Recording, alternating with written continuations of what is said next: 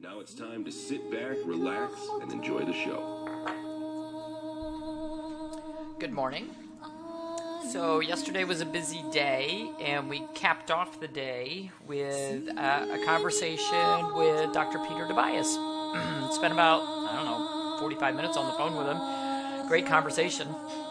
Great guy. And so he and I are going to work on a project together, and it's going to have some other fun people involved. So stay tuned. Going to be all kinds of stuff.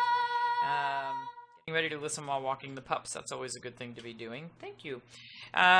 So Sentimental Sunday, I thought we would talk today, and this was spurred by something that we received in the mail yesterday, ways that we pay tribute to our pets that are no longer with us, or it can be people who are no longer with us as well.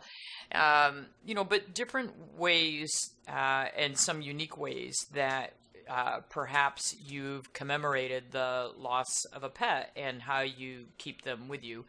Hugh, if you want to go north up there. So, freezing, broadcast interrupted. There it comes back. Okay.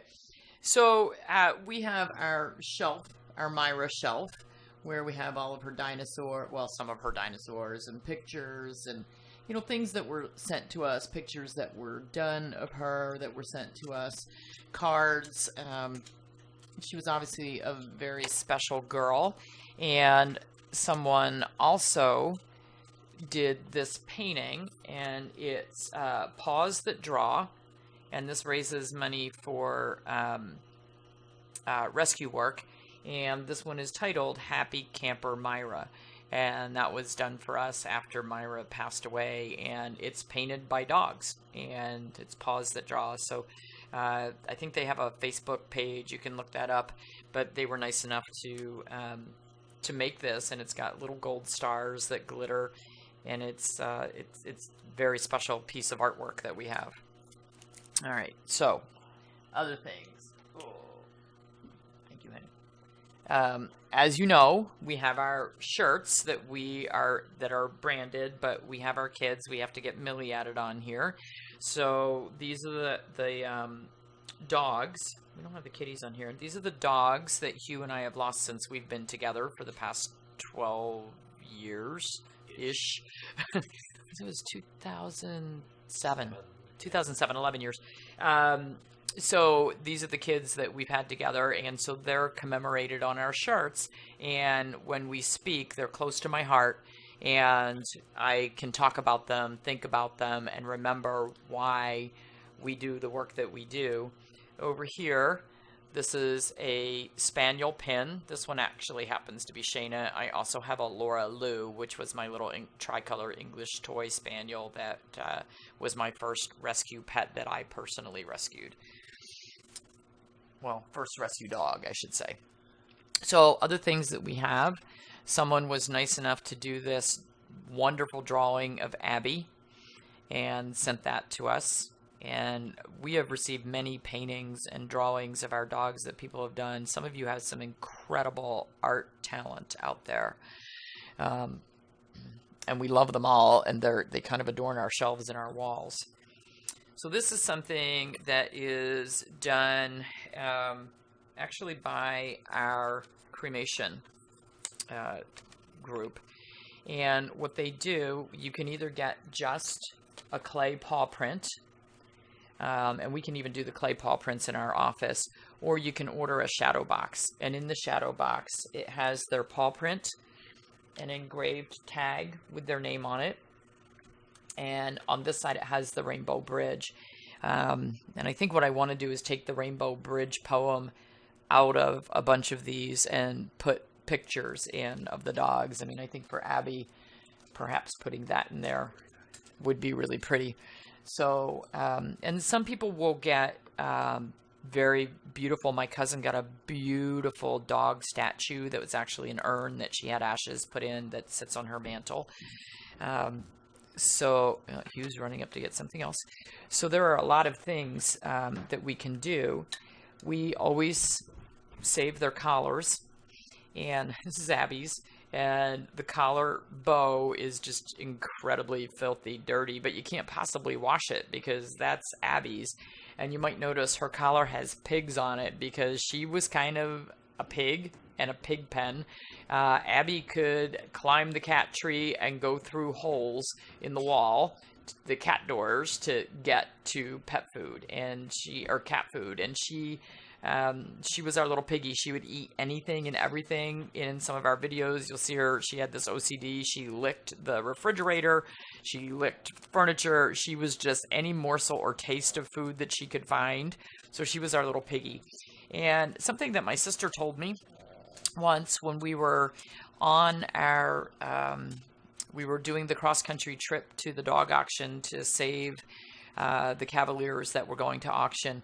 And I had Laura's, Hugh had remembered to bring it. He had her collar clipped together, hanging on the little hand thing where you pull yourself up to get in the van. And I was doing a video and taking pictures, and my sister said, you have to unclip the collar because leaving the collar clipped together after they've passed keeps them trapped.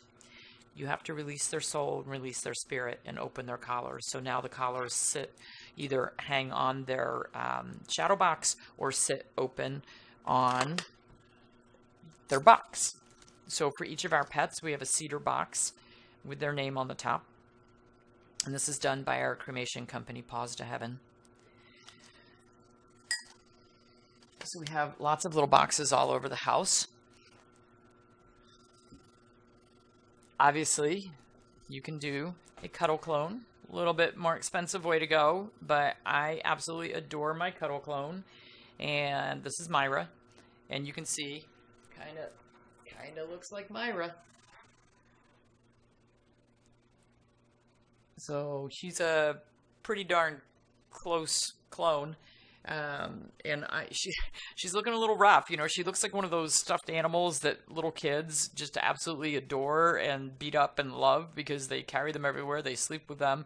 And for the most part, she sits in a little cubby above our bed. And otherwise I would sleep with her every night, but I'm afraid to wreck her even more. My dad has a teddy bear from his childhood that most of the hair is missing off of it. It's threadbare, it's worn through, but he took that little teddy bear everywhere with him. So the cuddle clones are a really good idea. We got this in the mail yesterday, a living, lasting tribute. And on the inside it says, the Arbor Day Foundation has received a donation in memory of Millie.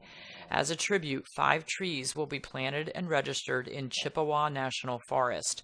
This memorial was given by Joe, Julie, Savannah, and Doyle Hiles. May this living monument to your friend comfort you during this time. And what an awesome, awesome gift to know that 5 trees are going to grow and renew life as a tribute to Millie. And I think that's great. Can you get over there, honey? So this is a little trickier for Hugh to get to.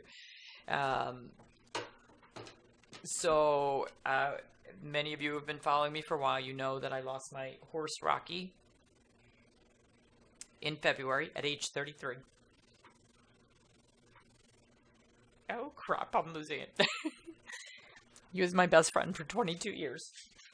And so we had him cremated because our local crematorium... our local dead animal guy, as you guys might have seen on Facebook, also makes pet food, and euthanized horses end up in pet food. And I was not going to have that happen with Rocky. So we had Rocky cremated. Let me just tell you, it is a little expensive to cremate a horse. It was $1,500, but he was worth it. And one of my friends was nice enough to give me that frame. The picture that's in that frame was taken, Campbell Farm, 2002. So it's a 16-year-old picture that was lost. And Hugh and the friend who took that photo jumped through incredible hoops to restore that photo. It had been the copy that I did have had been put in a box and stored in the basement. And the cats peed on top of the box, and it went through, and it ruined the photo. And that was, in 2008. And Hugh spent a long time researching and finding that picture for me. So that is incredibly, incredibly important to me. So other things that you can do to commemorate your pets, the necklace that I have on, Ida Nieves, Cheyenne Nieves on Facebook, made this for me when I lost my first board. And there's beautiful colors. So she made this for me when I lost my first rescue, Laura Lou, my little English toy. And the incredible work that Ida does to commemorate individual animals, she made this with the heart to keep Laura close to my heart. But the colors that are in this are the colors of Laura. And so she was a tricolor, so it has the black and the white and the rust colors. And then there's a couple of little pink beads that symbolize my love and my heart for my little girl. So she also made, oh boy, these sentimental Sundays are tough, man. Okay, she also made for me all these little guys. All these.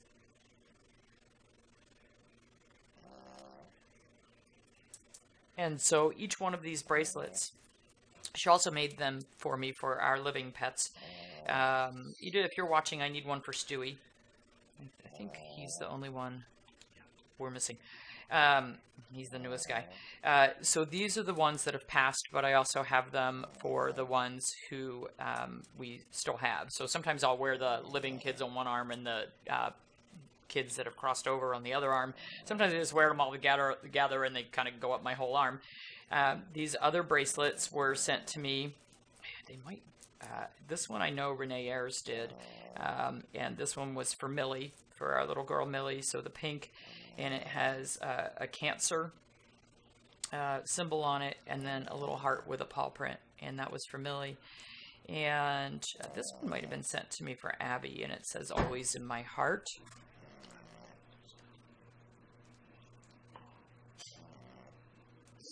And then the one at the top, this one,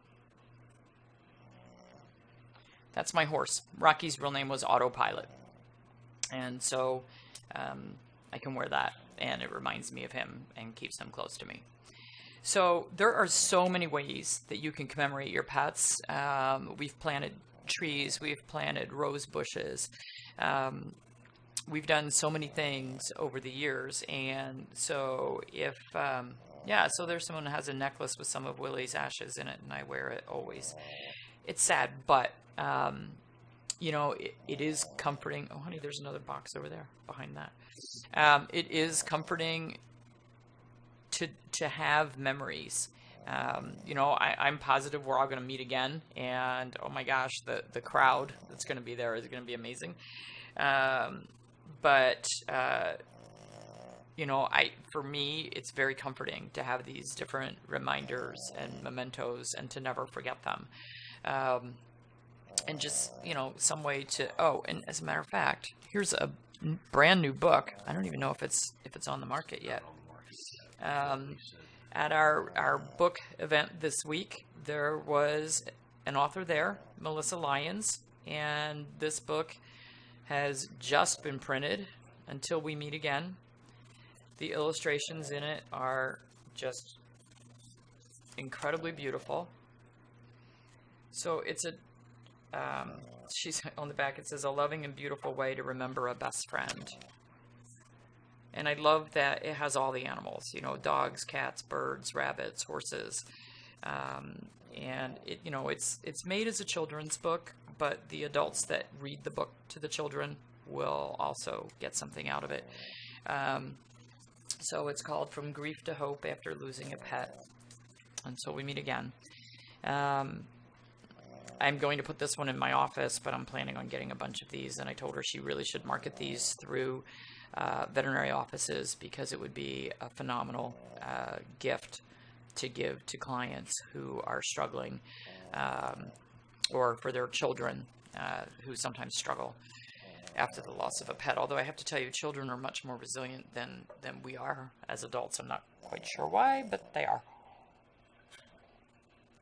I think it's the innocence of children, and maybe they get it. Maybe they haven't, their souls haven't been destroyed and downtrodden so much. They're not jaded. They're not jaded, exactly. Thank you. That's the word I wanted. So yeah, this is a really pretty book, and she has one. Her first one was for people, for the loss of, and that one is called Until We Meet Again. No, I Will Always Love You, to simplify the grieving process. So her first book was I Will Always Love You, and it's written by Melissa Lyons. So you can look for those. I'm pretty sure the first one is on Amazon. This one may or may not be there at this point.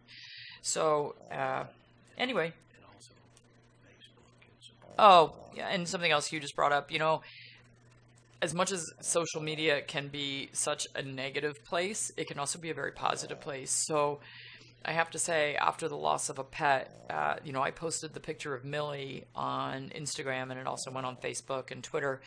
And the Facebook picture, last I looked, had over 1,000 comments. And that means a lot to me. That means a lot to Hugh. And I know that when someone is grieving and they've lost a pet, it means a lot to them to have our support. So, whatever the circumstances were that the pet was lost, whether you agree with how the pet was treated, whether you agree, that they could have done more, should have done more, didn't do enough, whatever your thoughts are around that, this is one time that I would say, put down any negative emotions, surround that person with love, tell them that you're very sorry for the loss of their pet. I think that even people who seem callous and seem like they don't care, that may just be a facade. On the inside, they may be grieving just like any of us would. So, support those friends, those non-friends. That's a good time to embrace your enemies. And we shouldn't have enemies, but that's a good time to say, I'm going to bury the hatchet, and I'm going to support you, and tell you that I'm sorry for your loss, because it is a big loss for any of us. Okay, everybody have a wonderful day. Going today to give her hair to someone that spins. Oh, what a great pair of knees. What an awesome thing. As a matter of fact, I have a horsehair bracelet made out of Rocky's tail. I think my veterinarian made that, or the barn owner made it. I'm not sure which one made it. I think between the two of them, they made me a horsehair bracelet. I didn't even bring that down. So yes, you can collect hair. For a long time, we had my daughter's pony's tail, a big patch of tail hair. Hugh says it's still out there. It's in the garage. One of her ponies. So there's a lot of things that you can do, but making sweaters with or jewelry out of the hair is a phenomenal way to remember them. Carry them with you.